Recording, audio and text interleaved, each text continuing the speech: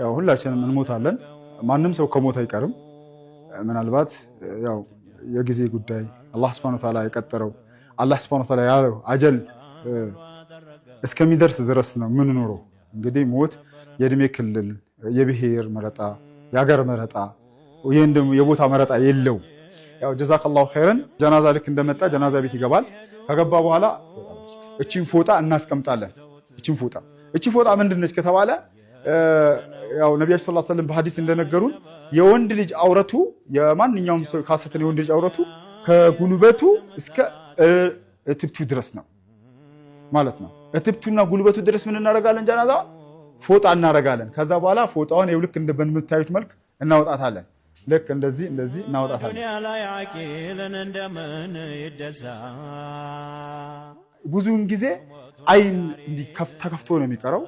አይን ተከፍቶ ስለሚቀር ምን እናደርጋለን? አይንን ልክ እንደዚህ አድርገን ያው በሐዲስም ነብያችን ሰለላሁ ዐለይሂ ወሰለም እንደተናገሩት ኢዛ ቁቢደ ሩሁ ኢተበዐ አልበሰሩ ሩሁ በሚያዝ ጊዜ አይን ይከተለዋል ብለዋል። ከዛ ልክ አይናችን እንደዚህ አይኑን እንመልሳለን። የሞተውን ሰው በዚህ ልክ አይኑን እንመልሳለን። አልመለስ ብሎ ካስቸገረን ሽፋሽፍቷ ሳትደርቅ ትንሽ ሰከንድ ትንሽ 1 2 3 4 ደቂቃ ሰከንድ እንዲህ እንይዛታለን። በዚህ ልክ አይን ይዘጋል። ከዛ በኋላ ምን እናደርጋለን? ልብሱን ባለበት ሁኔታ ነው የምናወጣው። ልብሱ አልወጣ ካለንስ ምናልባት ወፍራም ከሆነስ ማቹ በጣም ወፍራም ልብሱ ከራሱ ጋር የተጣበቀ ከሆነ ካሰተን በአሁኑ ሰዓት ያው ብዙ ወጣቶች ቃሪያ ሱሪ የሚባል አለ፣ እሱን ይለብሳሉ። ያንን ማውጣት ካቃተን ጀናዛውን አንልጠው ወይ ደግሞ ከጀናዛው አንታገልም። ልብሱ በስፌቱ እንቆርጠዋለን በመቀስ።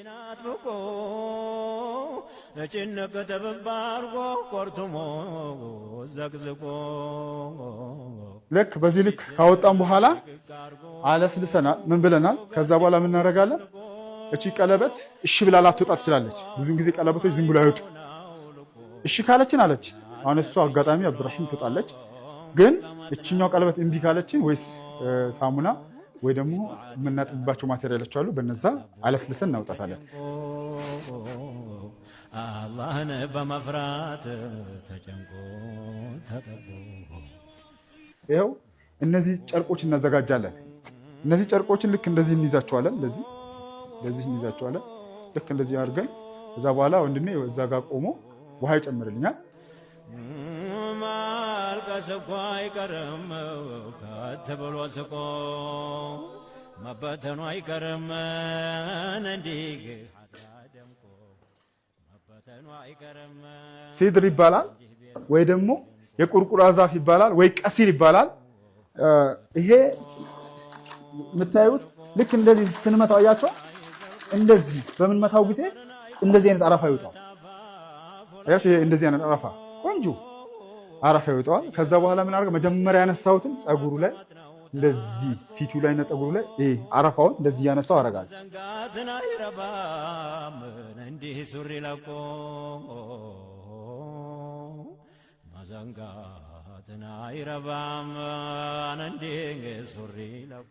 ከፈን ልክ ለወንድ ልጅ ስንት ነው የሚቆረጠው? 3 ይቆረጣል። ፈርዱ አንድ ነው ማለት ነው። ብቻ ነጭ ልብስ ነው የሚሆነው።